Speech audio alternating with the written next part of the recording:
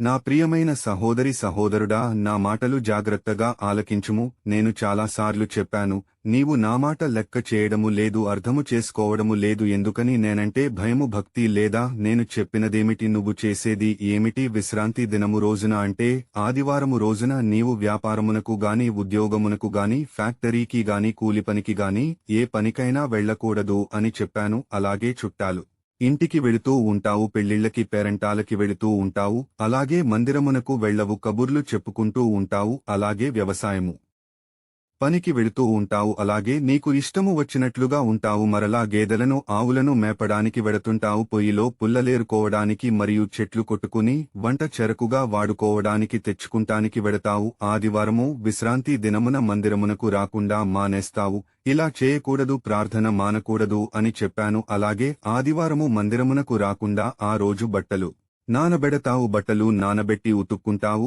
మరియు ఆదివారము షాపింగ్ మాల్కి వెళ్తావు, సినిమాలకి వెళ్తావు, షికారులకు, పార్కులకి, పిక్నిక్లకు వెడతావు.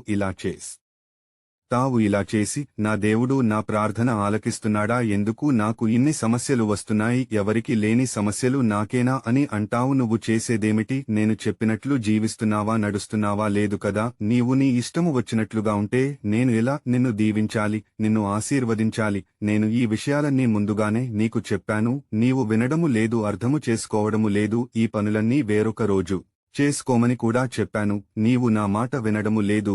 బైబిల్ వాక్యము చదువు. నా విశ్రాంతి దినమున వ్యాపారము చేయకుండా నాకు ప్రతిష్ఠితమైన దినమని నీవు ఊరకుండిన ఎడల, విశ్రాంతి దినము మనోహరమైనదనియు యెహోవాకు ప్రతిష్ఠిత దినమనియు ఘనమైన ధనియు అనుకుని దాని ఘనముగా ఆచరించిన ఎడల, నీకు ఇష్టమైన పనులు చేయకయు వ్యాపారము చేయకయు లోకవార్తలు చెప్పుకొనకయు ఉండిన ఎడల, నీవు యెహోవాయందు ఆనందించెదవు. దేశము యొక్క ఉన్నత స్థలము మీద నేను నిన్నెక్కించెదను, నీ తండ్రియైన యాకోబు స్వాస్థ్యమును నేను భవములో ఉంచెదను. యెహోవా సెలవిచ్చిన వాక్కు ఇది. యెషయా గ్రంథము 58వ అధ్యాయము 13వ వచనము మరియు 14వ వచనము. ఆమెన్.